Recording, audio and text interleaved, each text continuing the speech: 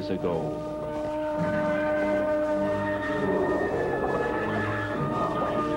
In steaming swamps. Not as bright as this, but we are walking through a swamp. We want to make sure we can at least see snakes. There are gators out here, so you never know what you're going to come across in the woods. The earliest man-like creature walked the earth. Not human, more beast than man. A monster of evolution. Oh. I thought I just heard one. Did y'all not hear one a few seconds ago like I did? I didn't hear anything. Okay, maybe I'm tripping. I didn't hear anything. Okay, I guess I'm crazy. And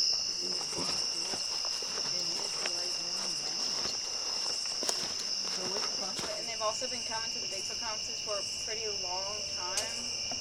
We only stopped semi-recently because COVID happened. I went to college, just stuff got busy. But we used to come to like several a year. I said I know.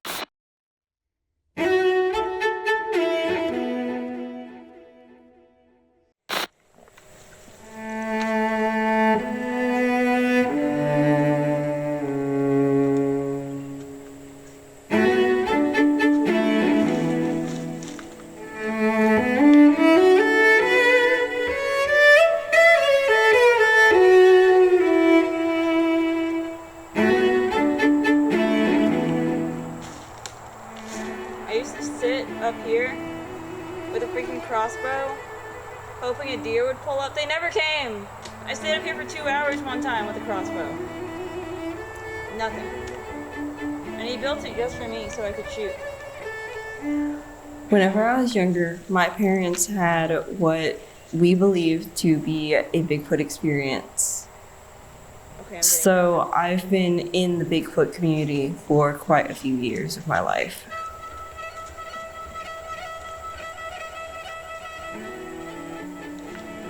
You know, I've always told her, we love everyone, you know, love everyone until they do something ugly to you, then, you know, stay away from them. And I think that that has really helped, especially with Brianna, to help her to grow as a person. I think she's become much more an accepting individual as she trips through the house on her own 2 feet. Accepting, not coordinated. Yeah, she's accepting, not coordinated. But I think that that really broadened her horizons a lot. Just a few years ago, as it turned out, these destined to become the first unfortunate persons to encounter Bigfoot, face to face. It was when Brianna was tiny. We had just adopted her, and my husband's parents were watching her for the evening while we had gone out and made some errands. And I saw a motion blur in a hay pasture off to my left as I was driving on the farm to market road. And so I turned my head slightly as the motion blurred, which turned out to be, I can't really explain it anything other than it's a Bigfoot. Afterwards, we found out that several people in the community, including his father, in the weeks after, saw the same creature. So we weren't delusional. It definitely was not a person. You know, I know a lot of people want to say, well, it was just somebody in a costume. At Big Sandy, everyone probably over the age of 5 shoots. There's a fair amount of wackiness in the Bigfoot and paranormal community that just kind of goes along with it, and a lot of people think it's all just silly and a hoax, but unfortunately once you've seen something that's impossible, you can't simply dismiss it. So she grew up around all of this, and as far as I know, has really enjoyed it. Got to meet a lot of really interesting people, hear a lot of interesting stories, things that probably she wouldn't have got to do otherwise. Don't scrunch your nose up like you're trying to suck in a fart, but like kind of. Gotcha. great movie.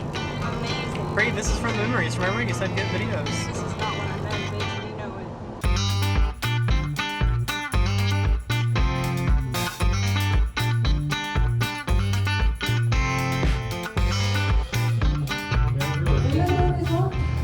I played park. Also, I had, it was my property. We shot most of it in the woods by my house. And then I helped make the costume and make some of the props and things. Cool.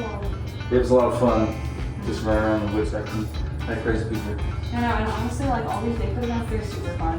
Like whether or not you believe, it's super fun. Just hang out with everybody. Oh yeah. Most people that I've met are so sweet. Meet some interesting people for sure. It's a lot of good people. So I decided that we should go to the Falcon Monster Campout in Jolly Ridge, Arkansas, because I know quite a few of my older friends that I used to hang out with at Bigfoot conferences were going to be there. I knew it would be a lot of fun, and I knew that we would see a lot of interesting theories. I've got to say, I would like to show y'all some pictures here. Y'all let me get this up, if you will. This is up in the mountains right there at the foothills of Ouachita. There's a baby on Mama's shoulder. There's Mama walking through. She's going back to her lair about 6:45 in the morning. This is probably the coolest picture I've got. It was supposed to be in the Arkansas Museum by now, but COVID got us. This is a Bigfoot laying in front of my camera right here. And I can zoom this up, and you can see right there in his hand, there's all 4 fingers. He's actually got a candy bar. My wife decided she wanted to go. She takes a digital camera. And here's the baby right there. She stops me after she takes one picture. We're on the way home. She goes, "What is this?" And I said, "Well, you want the good news or the better news, y'all? Please believe what I'm saying. I'm telling you the honest truth. Arkansas, Texas, Louisiana. This is our area, Oklahoma. I've seen one in Oklahoma. And actually trailed one there in Tennessee down the banks of the Mississippi River. Again, they're everywhere. They'll really surprise you. But again, very intelligent and very, very honored to get to see one when you do, because it's a lot of work, but when you do, it makes everything worthwhile. So, man, appreciate y'all listening to me, folks. I'm glad to have done this with y'all, and I appreciate you asking me.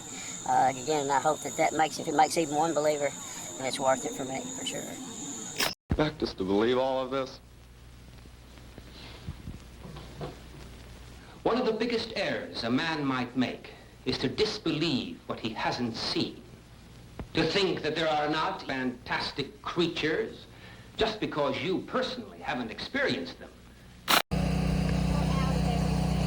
Oh, you're out of everything? I'm so sorry. Oh, okay. I'm so upset. Yeah. So there are probably way more Bigfoot conferences than what people know of. There's at least like 3 or 4 that are held in Texas. It's usually just this group of all these people coming together. Like there's a huge range in this kind of community that attends these conferences. And honestly, like sometimes they're a little out there, but they are such a fun group of people to be with. The Bigfoot community is basically made up of wildlife and wildlife habitat lovers. People like wild places, and maybe they were in a wild place and heard or saw something that they couldn't explain, or maybe they got interested in Bigfoot through television and media, and that drew them into the wild. I think it's good that there's a supportive network of people within the community of those involved with Bigfoot research and encounters, so that others can come forward to share about experiences. Because there's still a lot of ridicule, and unfortunately people are reluctant to share about their sighting or something that they don't really understand, that they may be looking more for more answers about. My whole journey is about truth for me. That's why I do a lot of stuff alone. I don't have to spend time trying to not engage in things that are wasting my time. I'm open-minded or I wouldn't be in the Bigfoot world, right? I grew up in an era where there was a lot of this stuff in the media, and I've always been interested in wildlife, and I am a professional wildlife journalist, so that's what I do for a living. And to me, it was a natural extension of that. I approach this field as an amateur anthropologist. I look at it in a few different ways because I'm very fascinated with the phenomenon itself, the reports that people give, but I'm also equally interested in the community of people involved with this subject in a way that I look at it as a subject in study of cultural anthropology, and I think that it's really important to see that as interesting as the encounters are themselves, the people who are involved with the community and this whole subculture are very interesting as well. I think it's brilliant. It's so brilliant, everything going on in the world of, you know, the forest and unknown, that it's simple. It's just, it's pure as it can be. Nature is not easy, it's not fun. It is pure. It's about surviving, you know, and I want to learn all I can about it and pass it on. But yeah, any questions? Is there anything you'd like to say to the Bigfoot community or? To the Bigfoot community? Yeah, the community itself. Do better. Continually question your ideas. Yeah, I mean, seriously, you should question everything about what you think. Your opinions really don't matter. Your story is a story. It is your truth, but that's not always the truth, right? I think people nowadays are more open to there being mysteries in nature. And I just tell people, if you go pursue these kind of natural mysteries, do it for fun. Don't go to change the world or whatever. Do it for fun. Realize you're out pursuing a mystery, you're enjoying God's creation, you're out in beautiful stuff, and maybe, just maybe, you'll be the one that solves the mystery.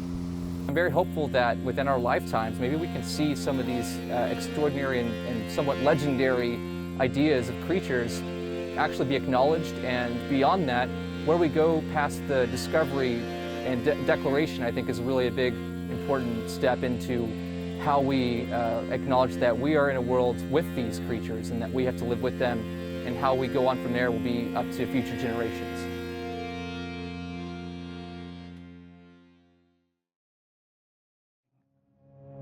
I knew the nocturnal Bigfoot would soon return to the cover of the forest. You know, after all these years of going and then taking a bit of a several year break and then going back, really made me realize just how unique of a childhood I had. And honestly, how much I miss seeing all those people and being around all these things that people normally don't think about or see. Experiencing the wide range of opinions and talking to everybody, it feels like almost different. I mean, it is like a community in itself, you know. Everyone should keep an open mind and don't dismiss things just because it's not what you believe. I once again said goodbye to this mysterious creature, now left to wander the land elusively with a strange will to survive.